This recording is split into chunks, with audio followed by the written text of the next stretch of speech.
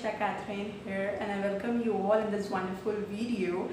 And today we are going to do chapter 1 of class 12, first book Constitution.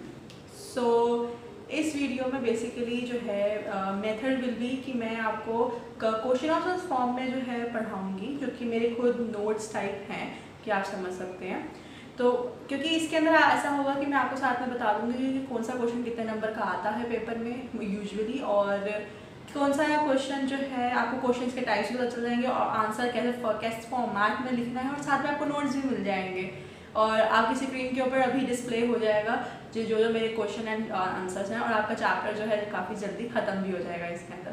So without any further due let's start the video. So आपका पहला question है what is constitution.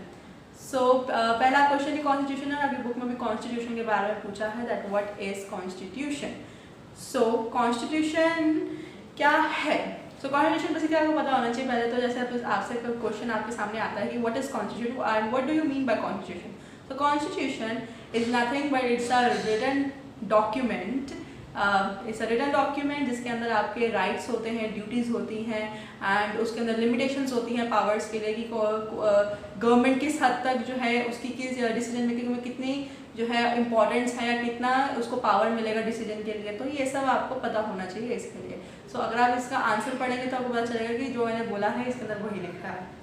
सो मैं एक बार आपके लिए पढ़ भी देती हूँ। Constitution of a country is a written document which prescribe it to be a supreme law. It decides the structure of the government along with the rights and duties of the citizen. The Constitution speaks of who would play a vital role in decision making power. तो मैंने वही sir आपको समझाया जो इसमें लिखा है। अगले क्वेश्चन पे चलते हैं, और ये क्वेश्चन बेसिकली आपको 1 मार्क में आता है और आपको एटलीस्ट 50 वर्ड्स लिखने होते हैं। I mean not 50 words but आपको 1 या 2 लाइन्स जो है वो कम से कम लिखनी होती हैं। नेक्स्ट क्वेश्चन पे चलते हैं, that is your right the function of the constitution. अब सेम फंक्शन, अब ये क्वेश्चन आपका 2 मार्क्स में भी आ सकता है और 4 मार्क्स में भी आ सकता है। अगर 4 मार्क्स में आएगा तो obviously you have to write 4 points, 2 marks में आएगा तो you have to write 2 points. मतलब एक आप जनरल स्ट्रक्चर कह सकते हो कि आपको लिखना है। अगर आपका 6 मार्क्स में आएगा तो क्वेश्चन में डिपेंड करता है किस हिसाब से क्वेश्चन पूछा है, क्योंकि अगर 6 मार्क्स का है तो कभी कभार ऐसा क्वेश्चन होता है कि आपको कम से कम 2 पेज का लिखना पड़ जाता है, या कभी कभार 2.5 पेज का, मगर इससे ज़्यादा एक स्पीड पे नहीं होना चाहिए। कई बार ऐसा क्वेश्चन भी होता है 6 मार्कर्स के अंदर कि आपको सिर्फ 6 to 8 पॉइंट्स लिखने होते हैं, जिसमें आपको मार्क्स मिल जाते हैं अपने। सो इसका आंसर डिस्कस करते हैं। सो फर्स्ट ऑफ ऑल कि आपका जो कॉन्स्टिट्यूशन है क्या फंक्शन करता है। आपको रूल्स प्रोवाइड करता है, रूल्स ऑफ लॉ होते हैं सोसाइटी के अंदर। फिर आपको राइट्स प्रोवाइड होते हैं, ड्यूटीज प्रोवाइड करता है, ठीक है। गवर्नमेंट किस हिसाब से आपके ऊपर किस हिसाब का इम्पोज करेगी, कितना लिमिटेशन लगाएगी, उसकी पावर पे लिमिटेशंस है, कॉन्स्टिट्यूशन ये प्रोवाइड करता है। किसकी पावर कितनी है, जुडिशरी की पावर कितनी है, चाहे लेजिस्लेशन की पावर कितनी है, गवर्नमेंट की किस हिसाब से कितनी पावर है, एमएलए की कितनी पावर है, प्रेसिडेंट की कितनी पावर है, प्राइम मिनिस्टर की कितनी पावर है, वो सब कॉन्स्टिट्यूशन हमें बताता है। हमारा जो है वो फंक्शन करता है उस हिसाब से, और पूरा जो हमारा लॉ का सिस्टम है वो कॉन्स्टिट्यूशन के हिसाब से चलता है।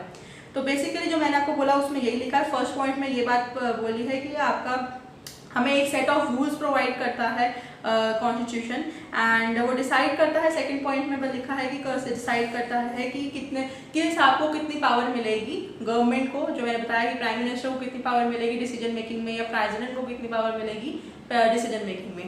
तो आपका ये सेकेंड पॉइंट हो गया, ठीक है। आपका थर्ड पॉइंट हो गया कि कितनी लिमिट्स लगाई हुई हैं, मतलब कॉन्स्टिट्यूशन कितनी पावर्स के ऊपर लिमिटेशन भी लगाता है, चाहे वो हमारे फंडामेंटल राइट्स के ऊपर हो, चाहे ड्यूटीज़ के ऊपर हो, चाहे वो गवर्नमेंट की पावर्स को लेकर हो। तो हर चीज़ के ऊपर लिमिटेशंस जो है हमारा कॉन्स्टिट्यूशन हमें प्रोवाइड करता है। फोर्थ पॉइंट हो गया the constitution enables the government to fulfil the aspiration of a society and create condition for a just society.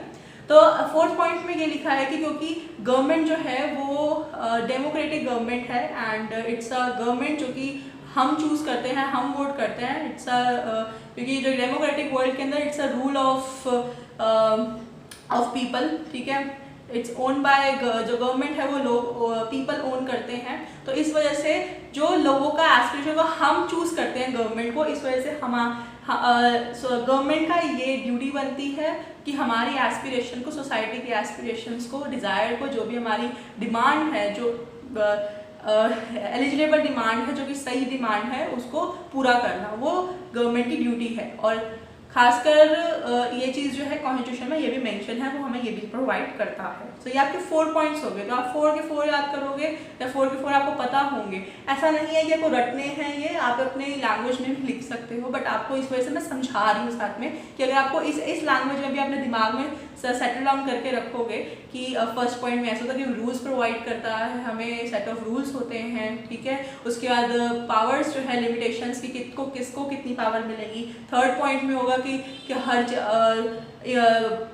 लोगों की जो राइट्स है, फंडामेंटल राइट्स हैं, उसके ऊपर भी इम्पोजिशन है, ठीक है, उसको भी लिमिटेशंस गवर्नमेंट लगाता है, ठीक है, लिमिट्स हैं कुछ। और फिर उसकी ड्यूटी बनती है, कॉन्स्टिट्यूशन ये भी एनेबल करता है कि गवर्नमेंट की ड्यूटी है कि हमें सोसाइटी की एस्पिरेशंस को फुलफिल करे। That's it. अगर आप इतना याद रखोगे और इस सब अपनी लैंग्वेज में भी लिखोगे तो इट्स प्रीटी ओके। सो हम अपने नेक्स्ट क्वेश्चन में चलते हैं, that is your what is the need and importance of constitution. अब इम्पॉर्टेंस क्या है, ये क्वेश्चन भी पूछा जा सकता है, और ये वो वाले क्वेश्चंस हैं कि जो कि आपके एग्जाम पॉइंट ऑफ व्यू से बहुत ही इंपॉर्टेंट है, और इस चैप्टर से इसी टाइप के क्वेश्चंस बन सकते हैं। तो मैं क्वेश्चन पर आंसर फॉर्म्स में आपको इसलिए करवा रही हूँ ताकि आपके क्वेश्चन आंसर्स भी कंप्लीट हो जाए, आपका चैप्टर भी समझ में आ जाए, और साथ में आपको पता चल जाए कि क्वेश्चंस कैसे पूछे जाते हैं पेपर में। इस टाइप के क्वेश्चन इस चैप्टर में से इसी टाइप के क्वेश्चंस हैं, इससे ज़्यादा कोई आप क्वेश्चन नहीं बना सकते हो, जो मेनली यही क्वेश्चन पूछे जाते हैं। तो इम्पोर्टेंस और नीड क्या है कॉन्स्टिट्यूशन की, अगर आप सोचो कि क्या नीड है तो आपको पता चलेगा। फर्स्ट पॉइंट है, इसमें भी 4 पॉइंट्स हैं। So constitution provide a framework with in which a government has to work. अब एक कॉन्स्टिट्यूशन हमें एक पूरा फ्रेम दे देती है कि हर किसी की गवर्नमेंट, प्राइम मिनिस्टर की इतनी पावर है, प्रेसिडेंट की इतनी पावर है, ठीक है, जुडिशरी की इतनी पावर है, लेजिस्लेचर की इतनी पावर है, एग्जीक्यूटिव की इतनी पावर है। तो हर चीज़ की पावर जो है कॉन्स्टिट्यूशन ने दे रखी है, और एक सेट पूरा बना रखा है, एक फ्रेमवर्क बना रखा है। जैसे कि हमें स्कूल में हम जाते हैं तो एक रूल्स अलॉट हो जाते हैं कि ये हैं, तो उस हिसाब से हमें स्कूल के अंदर डिसिप्लिन के अकॉर्डिंग जो है, रूल्स जो है डिसिप्लिन के होते हैं, उस अकॉर्डिंग हमें काम करना होता है, उस अकॉर्डिंग हमें जो है हम काम करते हैं, उस अकॉर्डिंग हम एक्शन लेते हैं। तो सेम ऐसा ही है, कॉन्स्टिट्यूशन हमें जो है एक फ्रेमवर्क देता है कि कैसा कैसा हमें काम करना है, तो गवर्नमेंट उसी हिसाब से काम करती है। That's it. अगर आपको पता होगा कि एक फ्रेमवर्क है, मतलब आपको एक वर्ड पता होना चाहिए कि फ्रेमवर्क है। फर्स्ट टाइम पॉइंट आपको लर्न होगा कि फ्रेमवर्क है, तो गवर्नमेंट उसी हिसाब से काम करती है, उस फ्रेमवर्क के हिसाब से। सेकेंड पॉइंट हो गया, it may minimize the chance of disputes among the various organs of the government as it clearly defines the power and function separately. Powers और फंक्शंस, कॉन्स्टिट्यूशन अगर नहीं होगा तो किसकी कितनी पावर है, कौन किस हिसाब से फंक्शन करेगा। पावर्स और फंक्शन जो है कॉन्स्टिट्यूशन सेपरेटली गवर्नमेंट के डिस्टिंग्विश करके उसके अंदर लिखे हुए हैं। कॉन्स्टिट्यूशन के अंदर पावर्स सेपरेटली लिखे हैं, और साथ में आपका पावर्स आपके सेपरेटली हैं, एंड साथ में आपका फंक्शन कि गवर्नमेंट के पावर्स कितने हैं। अगर आप देखो कॉन्स्टिट्यूशन के अंदर कि जो प्रेसिडेंट है या प्राइम मिनिस्टर है, उनकी पावर्स क्या क्या है और उनका फंक्शन क्या क्या है, ये सेपरेट चीज़ जो है आपसे क्वेश्चंस में पूछे जाते हैं। जो आपका आगे चैप्टर्स में आप पढ़ोगे कि उसमें प्राइम मिनिस्टर की फंक्शंस और उसके क्या पावर्स हैं, वो डिफरेंट क्वेश्चंस होते हैं। पावर्स उसकी डिफरेंट है, उसका फंक्शन डिफरेंट है, क्या क्या उनका फंक्शन है, उनका काम क्या है करने का। पावर्स अपनी अलग है, तो वो ये चीज़ डिस्टिंग्विश करी हुई। अगर ये चीज़ कॉन्स्टिट्यूशन ना हो तो ये चीज़ हमारी डिस्टिंग्विश ही ना हो। कोई किसी चीज़ के हिसाब से अगर रूल्स नहीं होंगे किसी चीज़ के लिए, अगर हमारे स्कूल में कोई जिस चीज़ का रूल नहीं होगा, टाइम टेबल नहीं दिया जाएगा कि 8 पीरियड्स लगेंगे, 7 पीरियड्स लगेंगे, तो वो स्कूल कैसा होगा आप इमेजिन करके देखो। तो सेम अगर कंट्री के पास कॉन्स्टिट्यूशन ना हो, एक सेट ऑफ रूल्स ना हो, तो वो कंट्री कैसे वर्क कर सकती है। तो ये नीड है, ठीक है। सेकेंड पॉइंट हमें लर्न हो गया। अब आता है third word, it also controls the miss use of power by the government, क्योंकि इसके अंदर फंक्शंस और पावर्स के ऊपर भी लिमिटेशंस है कि किस हद तक पावर यूज़ कर सकते हैं, गवर्नमेंट अपनी पावर किस हद तक यूज़ कर सकती है। तो इस वजह से कॉन्स्टिट्यूशन जो है पावर को मिसयूज़ करने से जो है प्रोटेक्ट करता है इसके अंदर, कि गवर्नमेंट अपनी पावर को मिसयूज़ नहीं कर सकती। सो फोर्थ पॉइंट है इसका, it safeguards fundamental right of the citizens. So we as we all know कि हमारे फंडामेंटल राइट्स जो हैं, अगर कॉन्स्टिट्यूशन नहीं होगा हमारे फंडामेंटल राइट्स कौन प्रोटेक्ट करेगा। हमारे फंडामेंटल राइट्स जो है प्रोटेक्ट नहीं हो पाएंगे इसके अंदर। सो फंडामेंटल राइट्स प्रोटेक्ट करने के लिए तो कॉन्स्टिट्यूशन बहुत ही इंपॉर्टेंट है। नेक्स्ट क्वेश्चन पे चलते हैं आपके। नेक्स्ट क्वेश्चन है mention the 4 main features of Indian constitution. आपको मेन फीचर्स बताने हैं, कॉन्स्टिट्यूशन का मेन फीचर्स क्या है। सो मेन फीचर्स आपके हैं, पहला तो आपको इसमें 4 पॉइंट्स हैं। First, it is established subordinity, democracy, republic system in India. तो आपको पता होना चाहिए कि इंडिया के अंदर आपका सबऑर्डिनेट सिस्टम है, सबऑर्डिनेटी, डेमोक्रेसी एंड रिपब्लिक सिस्टम है इंडिया में। तो मेन फीचर जो है वो ये 3 चीज़ों का मेन फीचर है। सेकंड पॉइंट पे आता है कि सेकुलर कंट्री है हमारी। देन आपका थर्ड पॉइंट आता है कि फंडामेंटल राइट्स और फंडामेंटल ड्यूटीज दोनों प्रोवाइडेड है, इंडिया दोनों प्रोवाइड करता है। अगर हमारे पास फंडामेंटल राइट्स हैं तो हमारे पास फंडामेंटल ड्यूटीज भी हैं। और फिर हमारा आता है कि हमारे पास पार्लियामेंट्री फॉर्म ऑफ गवर्नमेंट है। तो ये आपके 4 पॉइंट्स हो गए कि हमारे पास एक तो 3 चीज़ें हैं, जैसे सबऑर्डिनेटी, रिपब्लिक, डेमोक्रेसी सिस्टम है, सेकुलर कंट्री है, दोनों फंडामेंटल राइट्स और फंडामेंटल ड्यूटीज हमारे पास दोनों हैं, और पार्लियामेंट्री फॉर्म ऑफ गवर्नमेंट है जिससे हमें पावर का मिसयूज नहीं होता। सेकंड अगले क्वेश्चन पे चलते हैं, that is your what is the nature of India as per the preamble. Preamble के हिसाब से हमारा इंडिया का नेचर क्या है। तो हमारा इंडिया का नेचर है कि हमारी कंट्री सेकुलर है, सबऑर्डिनेट है, डेमोक्रेटिक है एंड साथ में सोशलिस्ट है और रिपब्लिक है।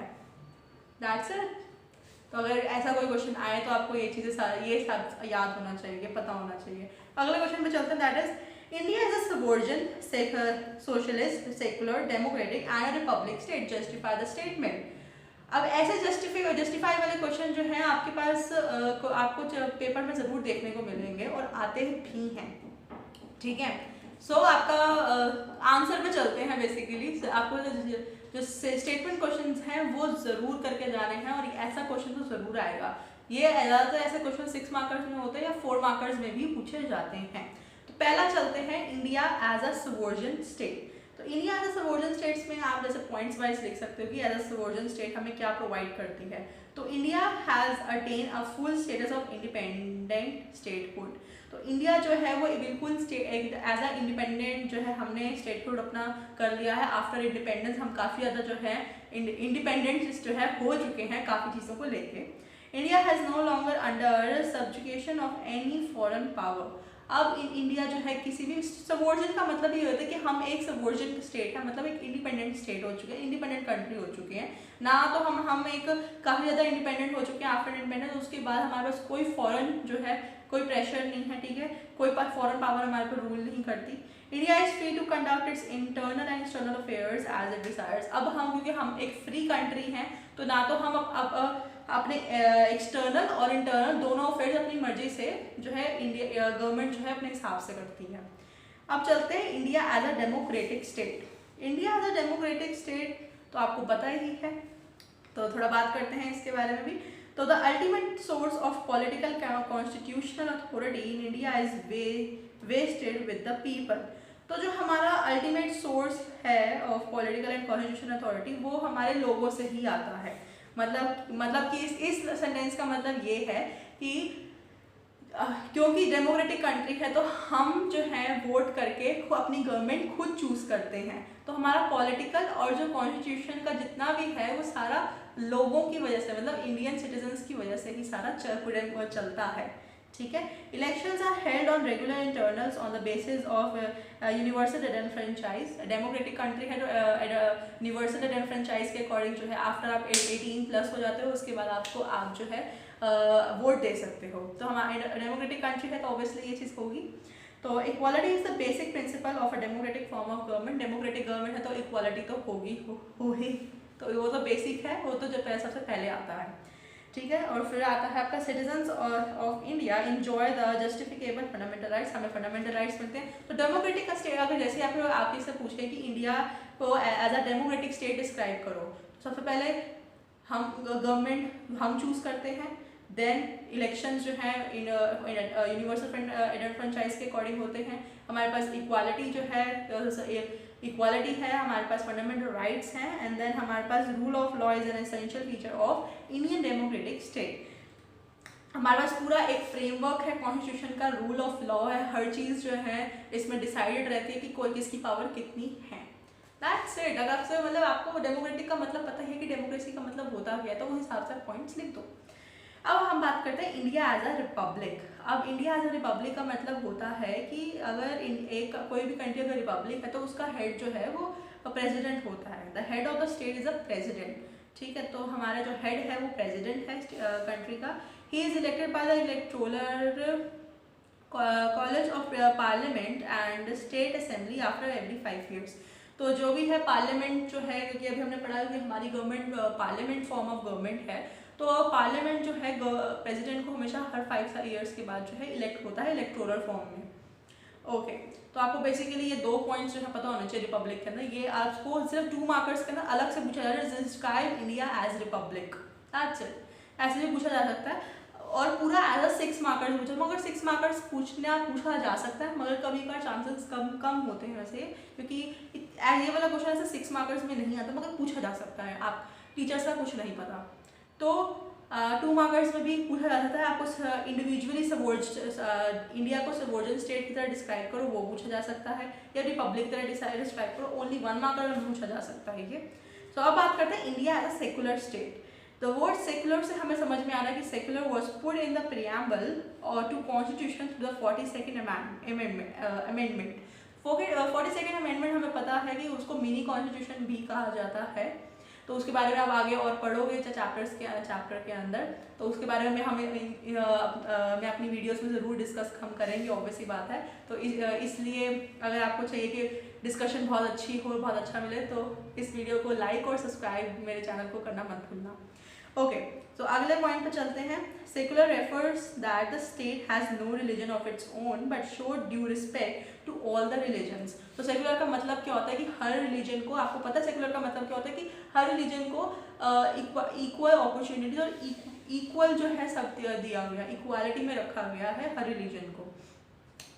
The state observe complete neutrality in religious matters, क्योंकि स्टेट जो है कभी भी कंट्री आपके रिलीजियस मैटर के अंदर इन्वॉल्व नहीं होती है, जब तक कि बहुत एक्सट्रीम लेवल ना आ जाए तब तक कभी भी कंट्री किसी भी चीज़ के रिलीजियस मैटर्स के अंदर कभी इन्वॉल्व नहीं होती है, आपको पता है ये, ठीक है। So the 45th amendment carries equal respect.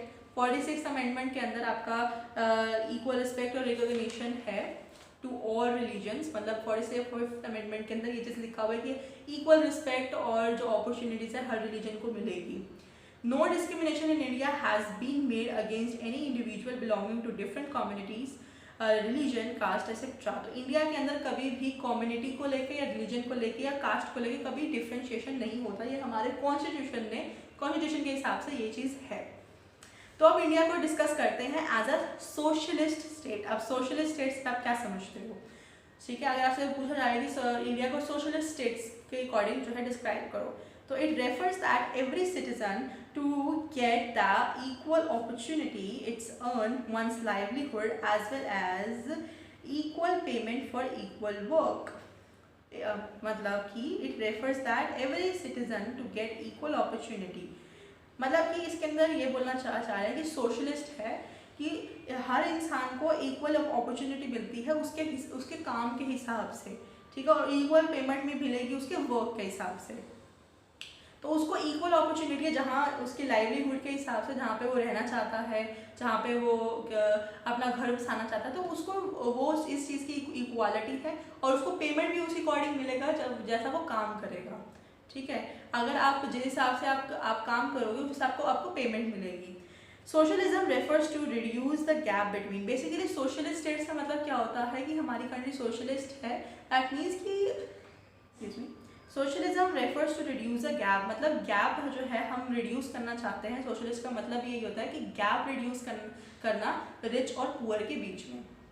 That's it. अगर आपको सोशलिस्ट स्टेट से कोई मतलब पूछ ले तो आपको सिंपली ये बोलना है कि सोशलिज्म का मतलब ये होता है कि रिच और पुअर के बीच में गैप जो है कम करना, आपके काम के अकॉर्डिंग आपको पेमेंट मिलेगी और आपको इक्वल अपॉर्चुनिटी मिलेगी रहने के लिए या लाइवलीहुड के लिए। नेक्स्ट क्वेश्चन पर चलते हैं। ये आपका 6 मार्कर का क्वेश्चन जो है या 2 मार्कर्स में जो आ सकते हैं, कंप्लीट हो गया। What do you understand by the term liberty, equality and fraternity in the preamble to the Constitution? तो आप लिबर्टी, इक्वालिटी और फर्टर्निटी, ये आपको इकट्ठे 4 मार्क्स में भी पूछा जा सकता है या फिर एक एक नंबर में भी पूछा जा सकता है। पहले तो हम समझ सके लिबर्टी का मतलब क्या है। लिबर्टी का मतलब आप सबको पता है कि बेसिकली ये होता है कि फ्रीडम होना कि किसी भी चीज़, मतलब freedom, liberty. It is stated in the preamble as a goal that the people should have freedom of thought, expression, belief and faith. तो इस बेसिकली हमारे प्रेम्बल में लिखा हुआ है कि इंडिविजुअल्स को, इंडिया के सिटीजन्स को सोचने का, बोलने का, एक्सप्रेस करने का, अपने आप को किसी भी चीज़ में बिलीव करने का फ्रीडम होना चाहिए। तो लिबर्टी का बेसिकली मीनिंग ये होता है, लिबर्टी मीन्स फ्रीडम, ठीक है। इक्वालिटी किसी भी चीज़ को लेके, किसी भी चीज़ को डिस्क्रिमिनेशन नहीं होना चाहिए on the basis of caste, race, gender और एनीथिंग। किसी भी चीज़ को लेके, आपका कलर को लेके, इस चीज़ को लेके डिस्क्रिमिनेशन नहीं होगा। हमारे प्रियम्बल में ये भी चीज़ लिखी है, इक्वालिटी होगी हर चीज़ को लेके। फ्रेटर्निटी का मतलब होता है, it refers to brotherhood, means equality of all citizen and their integrity. Everybody in a society should be provided with the basic rights to food, housing and clothing without any discrimination. Every citizen of the state is regarded as the part of decision making process. Fraternity का basically मतलब होता है brotherhood होना, unity होना आपकी country के अंदर। ये तो फ्रेटर्निटी का मतलब बेसिकली ब्रदरहुड होना कंट्री में, यूनिटी होना, ठीक है। किसी के साथ भी डिस्क्रिमिनेशन नहीं होगा। हर किसी को जो है बेसिक जो नीड्स होती हैं लाइफ की, चाहे वो हाउसिंग हो, कपड़े, क्लोथिंग हो, ठीक है, आपका लाइवलीहुड हो, ये सब जो है हर किसी को बेसिक अपॉर्चुनिटी मिलेगी। और हम पूरे कंट्री को एज अ कंसिडर करके चलेंगे डिसीजन मेकिंग के अंदर। हर किसी का जो है, अगर किसी को कोई चीज़ प्रॉब्लम है तो वो अपना व्यू रख सकता है उसके अंदर। तो फ्रेटर्निटी का बेसिकली मतलब ये होगा। अगले क्वेश्चन पे चलते हैं आपके। सो नेक्स्ट क्वेश्चन है आपका, ये भी अब आपका एक स्टेटमेंट क्वेश्चन है। Indian constitution is the living document, justify. आपका इंडियन कॉन्स्टिट्यूशन में बोले एक लिविंग डॉक्यूमेंट है, कैसे जस्टिफाई करो। तो basically Indian constitution is the living document as it provide some amendments in the.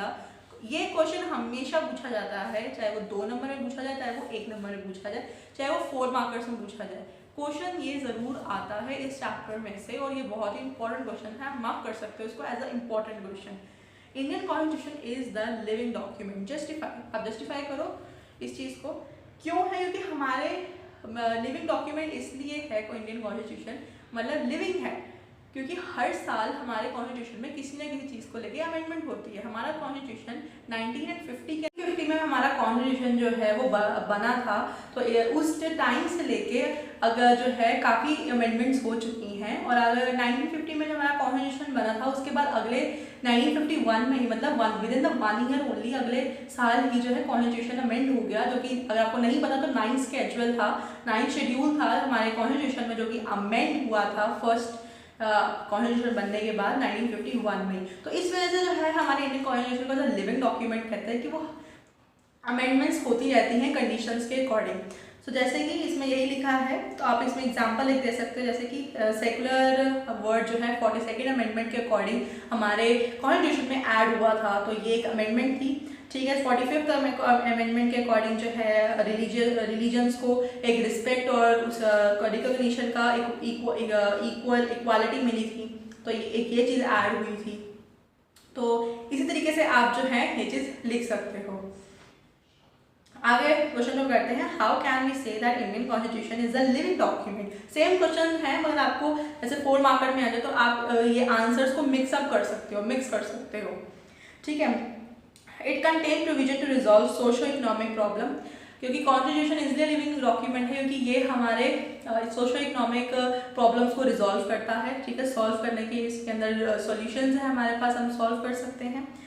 To update the provisions of the constitution the amendment are made, ताकि क्योंकि हम अपने कॉन्स्टिट्यूशन को नया रखने के लिए, ठीक है, हर साल जो है अमेंडमेंट्स होती हैं इसमें, क्योंकि टाइम बदलता है, ठीक है, हर चीज़ कंडीशंस बदलती हैं। तो इस हिसाब से टाइम के अकॉर्डिंग जो है रिक्वायरमेंट के अकॉर्डिंग अमेंडमेंट्स किए जाते हैं। कॉन्स्टिट्यूशन जो है वो किसी भी चीज़ को अडॉप्ट करने के लिए, नई कंडीशंस को जो है, जब भी कोई नई कंडीशन आती है तो उसको अडॉप्ट जो है वो बड़े आराम से कर लेता है, क्योंकि हमारा कॉन्स्टिट्यूशन जो है वो एक तरह का फ्लेक्सिबल कॉन्स्टिट्यूशन है, ठीक है, जिस हिसाब से कंडीशन होती है, रिक्वायरमेंट होती है, तो न्यू कंडीशन होती है, तो वो अमेंडमेंट जो है उसके अंदर फिट हो जाती है आराम से।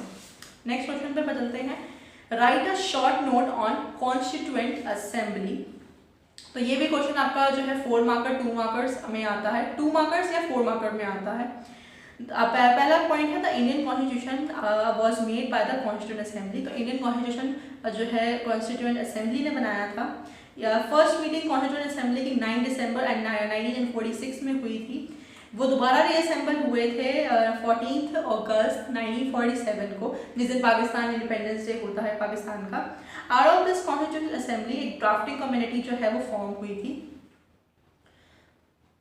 सॉरी, जो चेयरमैन ऑफ कॉन्स्टिट्यूएंट असेंबली, आपसे क्वेश्चन एक नंबर में 1 मार्क पूछा जा सकता है कि कॉन्स्टिट्यूएंट असेंबली के जो है चेयरमैन कौन है, who is the chairman, who was the chairman of constituent assembly.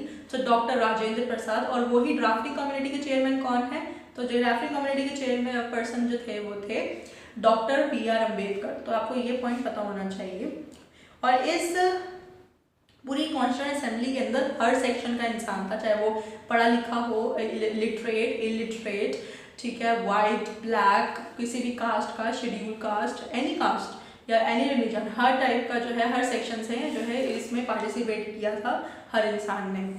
तो drafting community of this assembly took over 2 years, ठीक है। तो हमारा बेसिकली 2 साल लगे थे कॉन्स्टिट्यूशन बनने में। और 26 जनवरी 1950 को हमारा कॉन्स्टिट्यूशन जो है वो इम्प्लीमेंट हो गया था। और अगर आपको नहीं पता तो हमारा कॉन्स्टिट्यूशन बेसिकली रेडी हो चुका था मगर इम्प्लीमेंट नहीं हुआ था। 26 नवंबर 1949 को हमारा कॉन्स्टिट्यूशन रेडी हो चुका था मगर इम्प्लीमेंट नहीं होता। इम्प्लीमेंटेशन जो है वो 26 जनवरी 1950 से हुई थी, जिस दिन हम अपना रिपब्लिक डे बनाते हैं।